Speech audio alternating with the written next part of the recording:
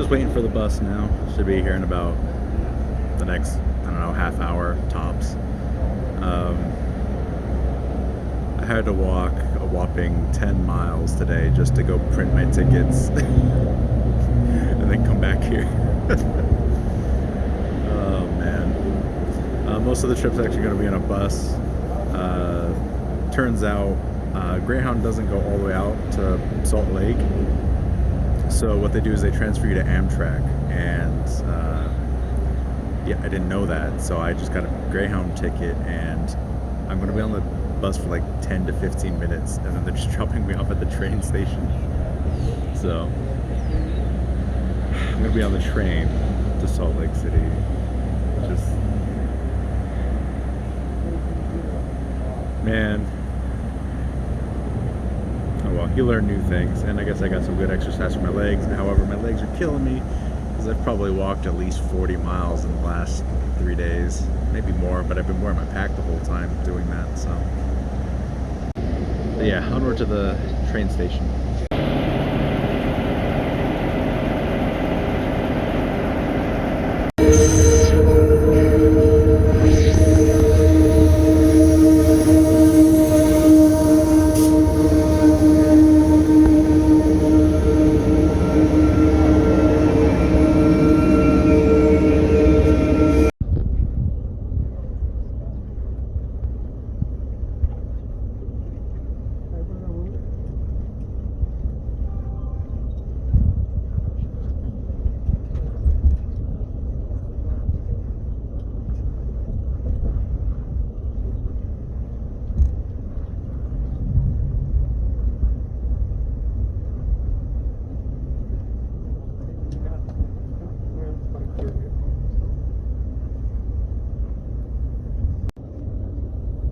Even out here, you can get a glimpse of a few homeless camps, and this is actually quite a ways outside of Reno at this point.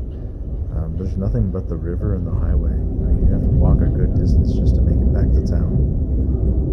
It's pretty depressing thinking about having to live out here.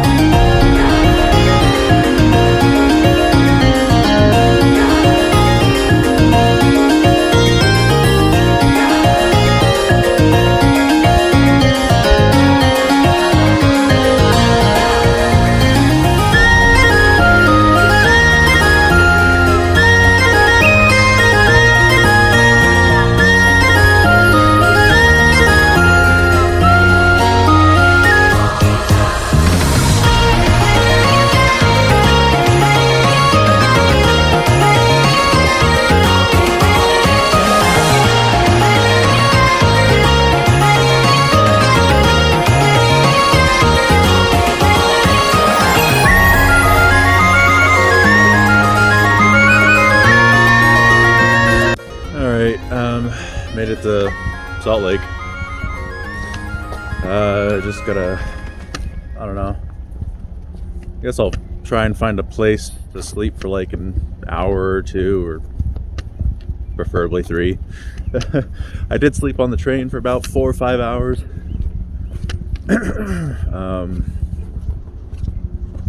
But yeah, it's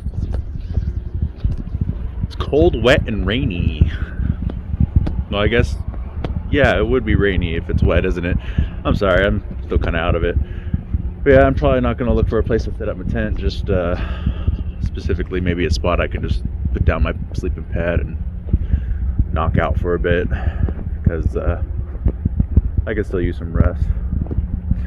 I don't remember if I said this in video, but my feet are feeling better now. I had thrashed them pretty good. The blisters were pretty bad. And I had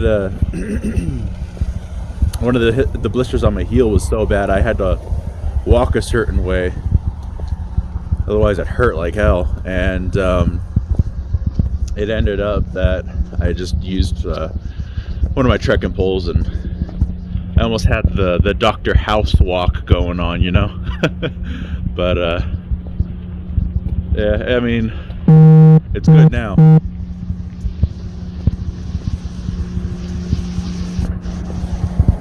It's good now, but it's like, I don't know.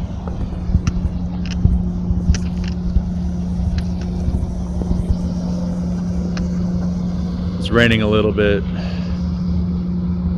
and it's cold. It's supposed to stop raining by 7, and then it's not supposed to be raining for the rest of the week.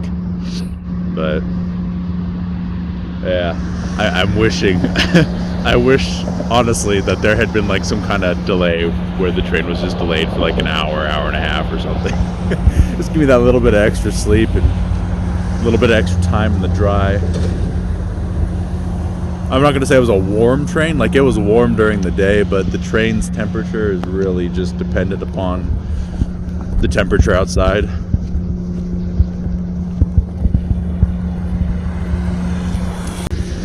But yeah, I got so used to walking that house walk that I forgot to actually check to see if my foot was still, you know, would still hurt if I put pressure on the heel where the blister is. And no,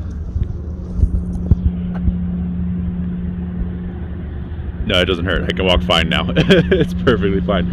I was on that bus, or I'm sorry, I was on that train for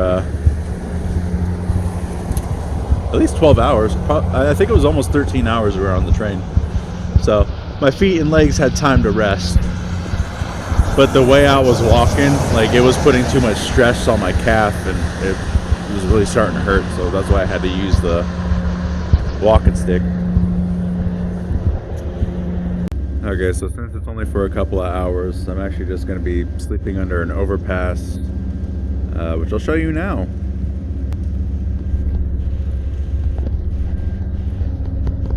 Train station's right there. And in fact, that was the train I got off of. It's sitting here for quite a while. I guess it just has a really long stop. But yeah, I figure I should get like, I think I could get like 2 hours of sleep pretty easily, and then gonna explore town a little bit later. But yeah, I'll see you guys when I don't know, whenever I see you. This is such an abrupt change for me. I was in Nevada for a month, and like, I just got, I don't know, I got used to the deserts and the dryness. And I mean, it rained, but it's weird seeing grass again instead of sand and rocks. I don't know how to take it. It's a really gloomy day out though. Like I said earlier, it was raining when I got here. I ended up not sleeping at all in that overpass. I just kind of curled up in my sleeping bag and stayed warm and dry. That was fine with me. It looked really sketchy, but the cops were through there pretty regularly. They didn't bother me. A few people walked by. I think there was actually a guy sleeping across from me behind this fence, but I couldn't really tell, and I didn't want to get close and, like, you know, get too close and disturb him. So, I mean, whatever. He had a mattress though. That's a pretty good score when you're homeless, I think, having a mattress. Damn. But yeah, so I just stayed warm and relaxed for a bit, and that worked out. I didn't need to sleep. I actually feel fine now. Just going to Walmart right now, do some tasks, get something to eat, and then yeah, I don't know. I might just say screw it and go to Starbucks, just get like a cheap drink so I can stay inside and leech their Wi-Fi. The adventure starts tomorrow, guys. Tomorrow. So I just grabbed my food from Walmart, and I've never seen this before at any Walmart. But that is a multi-layered parking lot. Because that's not just a roof, there's more parking up there. You just go up that ramp over there. So yeah, I thought that was kind of interesting. Never seen it before, never. But then again,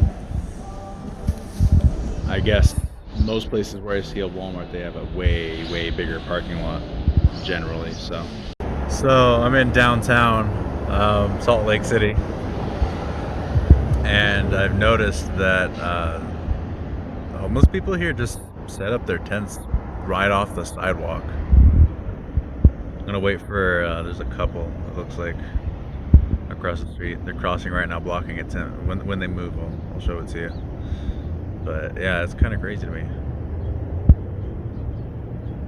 It's like that wasn't a thing in Reno. You had to be hidden in Reno, you know. Most of the homeless camps that I saw were off of one of the highways near like the exits and the overpass, and there was a bunch, which you saw some of it earlier in the video, but there was a bunch that were like off of the right off the railroad tracks, you know. I didn't get it on film. I didn't get it on film, but there was actually loads and loads of tents just lined up before I got filming, and that's what made me want to film off the side of the, you know, outside the train in the beginning, was just seeing all of that. And it was never as bad as that, and I wish I had gotten it on camera sooner, but it was crazy. And there were even people on the outskirts of town. There was nothing out there. It was just freeway, you know, and desert. Freeway, desert, and weeds. And there was like groups of, like a group of tents out there. Some guy rummaging around. It was, damn, man. But yeah, let me show you this now. So you see that right there? And then there's more over there. I think there's one further down too. But yeah, it's weird. Like I've never actually seen that before, besides like on video, you know. And a cop just pulled over next to one, the orange one that I showed you a second ago. Probably because they have a bunch of crap piled up outside the tent.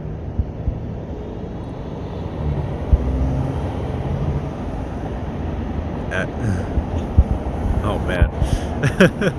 Yeah, there was like an older lady sitting out there too, and I don't know. I could never do that too. Like, that's too much.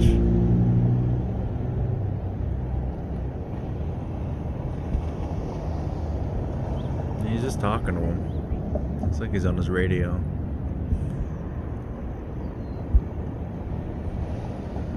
I would film it, but there's so many cars passing by, it's not gonna show anything.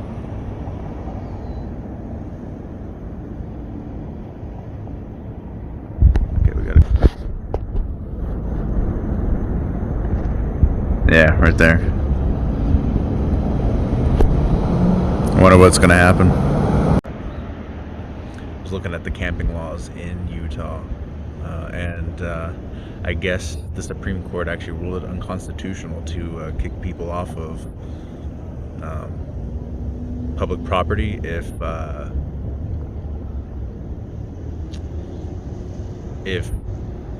homeless shelters are full, and so they have nowhere to go, you know. It's apparently considered cruel and unusual punishment, which is kind of fair, because it's like they don't have anywhere to go. What the hell are they supposed to do, you know, in that situation? I have lifelines, man. I have my phone. I have service for a few more months still, so I have plenty of time to, you know, renew. It's just,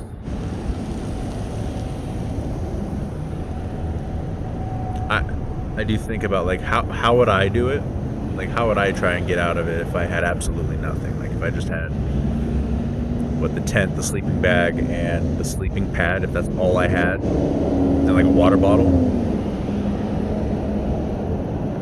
no phone, no wallet, no ID. What if I had none of that stuff? What would I do in that case? Like, where to even start? You know?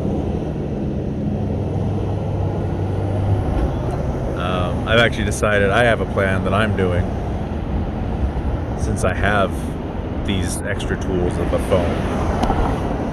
But like I said previously, I was gonna do DoorDash on foot, and that hasn't panned out at all. I've tried it in Reno and Carson and Sparks, and now I've tried it in Salt Lake City. On foot doesn't work. So I'm going to invest in a bike. I found a few of them, like pretty good shape, $20 to $50, which you're probably thinking like, oh, that's probably gonna, break down or whatever. But $30 bike can be pretty damn handy. I also found this thing in, I think it's called Provo, Utah, where these guys, they fix up bikes and they give them to the needy, kids or even adults, and they sell some of them pretty cheap just so they can keep the lights on, I guess. And they also teach you how to work on and repair bikes and put them together if you need to with spare parts and whatnot. I don't remember what it's called off the top of my head. It was something in Provo. It's about 40 something miles from where I am currently. I'm considering going there after I purchase a bike and like learning what they have to teach. You could also go there if you're like homeless or whatever, and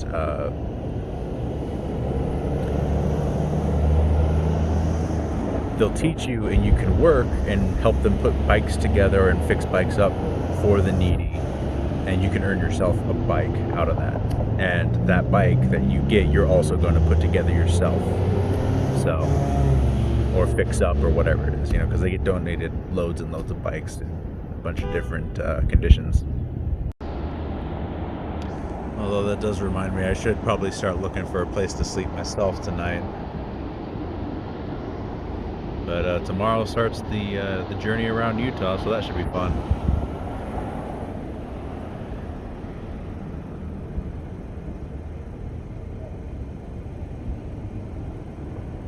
Yeah, let's see what I can go find. It is interesting to see like just how many different kinds of homeless people there are.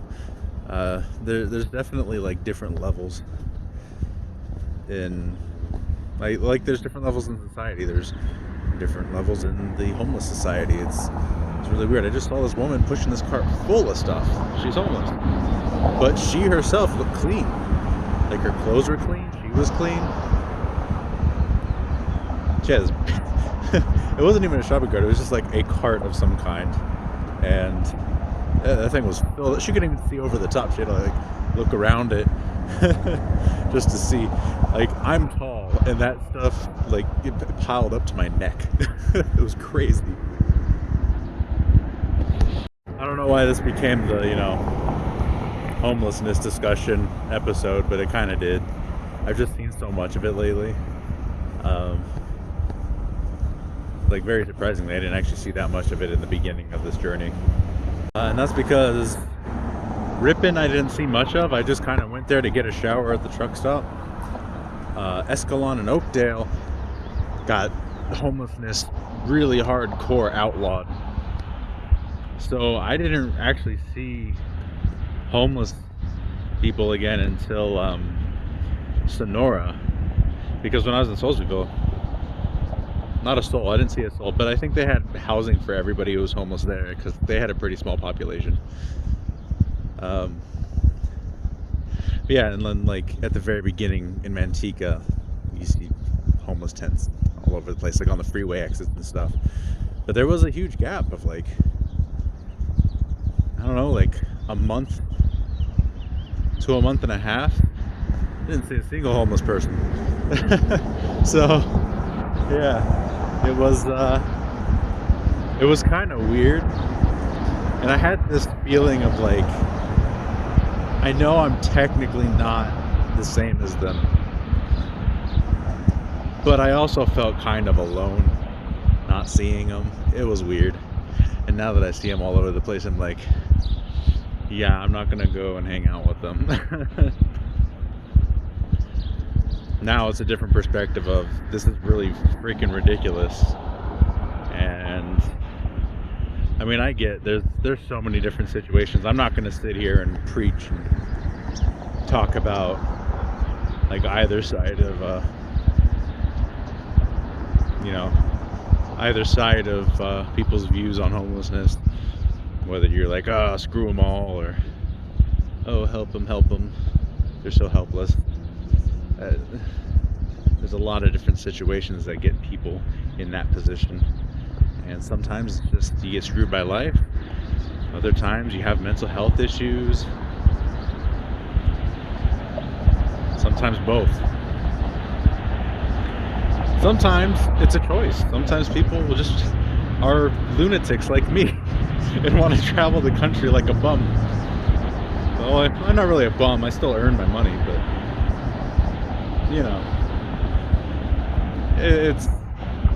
it's interesting, to say the least, when you actually kind of stop to think about just all the what's it called, variety in the world. I don't know.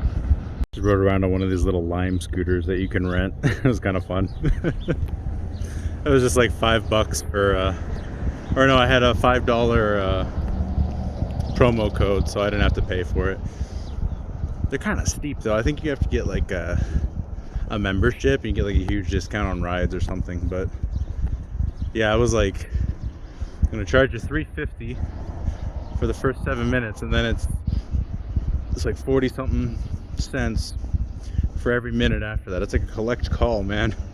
And I get it, they're doing it, they're trying to make money, but like, holy crap. And I think the membership was like 70 something bucks. I could just buy a bike, not an e-bike, but I could buy a bike for that kind of money.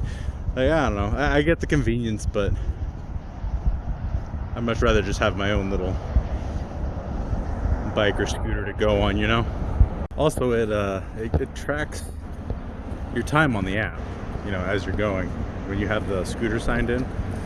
So if you're going to do this, I would suggest you have like maybe a little phone holder, for like if you wanted to use your GPS on there, so you can actually tell, how much time you used or how much you have left based on your balance and whatnot. So just something to consider. Oh, that's something else to note. I was having a hard time controlling it. It felt really abrupt, but then I remembered to have my pack on my back, so I mean, that would explain the balance issues. But I was still able to ride it fine. So, all right, here it is, the place I'm sleeping for the night. I'm gonna find a nice cozy little spot and just lay down. Okay, yeah, park didn't work out, way too much traffic. Instead, I'm just in this field over here next to a gas station. This will work.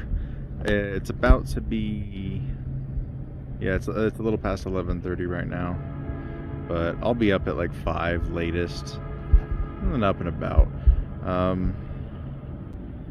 Yeah, that's my night. This should be a fine spot because there's really nothing out here, not even other homeless people, so I'm not too worried. Anyways, good night, guys. I forgot about sprinklers. They went off and woke me up, and my sleeping bag and stuff got soaked.